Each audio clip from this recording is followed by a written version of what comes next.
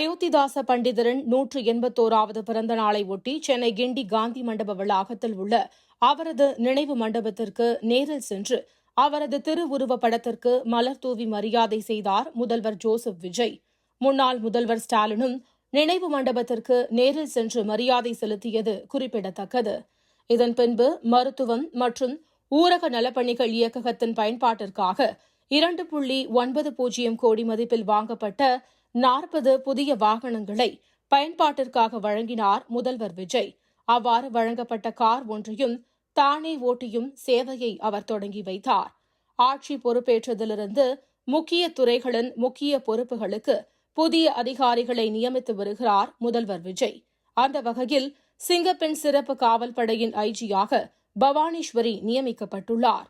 முன்னாள் காவல்துறை பொறுப்பு தலைமை இயக்குநர் வெங்கட்ராமன் குடிமைப் பொருள் வழங்கல் குற்ற புலனாய்வு பிரிவு டிஜிபியாக நியமிக்கப்பட்டுள்ளார்.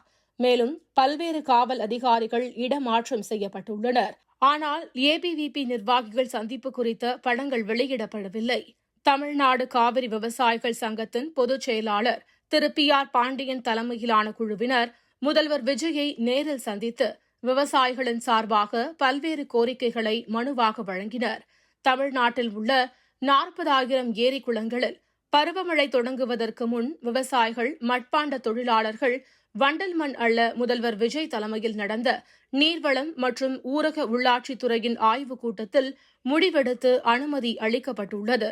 மண் எடுப்பதற்கான ஆன்லைன் பதிவு வழிமுறைகளையும் வெளியிட்டுள்ளனர். தென்னிந்திய ஆலைகள் சங்கமான சைமா மற்றும் பருத்தி துணிநூல் ஏற்றுமதி மேம்பாட்டுக் குழுவான டெக்ஸ்ப்ரோசில் ஆகிய அமைப்புகளின் நிர்வாகிகள் முதல்வர் விஜயை நேரில் சந்தித்து துணிநூல் துறையில் மாநிலத்தின் வளர்ச்சி மற்றும் மின் கட்டண வீதங்கள் குறித்தும் தமிழ்நாடு ஒருங்கிணைந்த துணிநூல் கொள்கை 2026 செயல்படுத்துவது குறித்து தங்கள் கருத்தை தெரிவித்தனர். இந்திய வாகன உதிரிப்பாக உற்பத்தியாளர்கள் சங்கமான ACMAவின் தென்மண்டல நிர்வாகிகள் முதல்வர் விஜயை தலைமை செயலகத்தில் சந்தித்து மாநிலத்தின் வாகன உதிரிப்பாகங்கள் உற்பத்தி மற்றும் எதிர்கால திட்டங்கள் குறித்து பேசினர். தமிழ்நாடு சிறு மற்றும் குறுந்தொழில்கள் சங்கமான டான்ஸ்டியாவின் நிர்வாகிகள் முதல்வர் விஜயை தலைமை செயலகத்தில் சந்தித்து மாநிலத்தில் குறு சிறு நடுத்தர தொழில் நிறுவனங்களை வலுப்படுத்திட மேற்கொள்ள வேண்டிய நடவடிக்கைகள் குறித்து கோரிக்கைகளை முன்வைத்தனர். தமிழ்நாடு மாநில தேர்தல் ஆணையர் ஜோதி நிர்மலா சாமி முதல்வர் விஜயை மரியாதை நிமித்தமாக தலைமை செயலகத்தில் சந்தித்து பேசினார். தமிழக அமைச்சரவையில் ஏற்கனவே தாவேகாவை சேர்ந்த 9 பேர் அமைச்சர்களாக உள்ள நிலையில் அமைச்சரவை விரிவாக்கத்திற்கு முதல்வர் விஜய் சார்பில் ஒப்புதல் கேட்கப்பட்டு அதற்கான ஒப்புதலும் கிடைத்துள்ளது.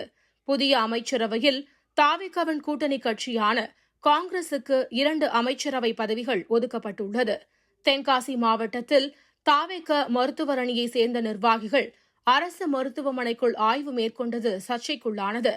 இதுகுறித்து கண்டனம் தெரிவித்துள்ள அமமுக பொதுச் செயலாளர் TTV தினகரன், முதலமைச்சரின் பதவியேற்பு விழாவில் யார் தவறு செய்தாலும் அவர்கள் என்னோடு இருப்பவர்களாக இருந்தாலும் அவர்களை விடவே மாட்டேன் என்று சூளுரைத்த முதல்வர் திரு ஜோசப் விஜய் அவர்கள், வாங்க எல்லாருமா சேர்ந்து ஒரு ஃப்ரெஷ் கவர்னன்ஸ், ஒரு நியூ கவர்னன்ஸ் ஒன்னு கொடுப்போம். This is a new beginning.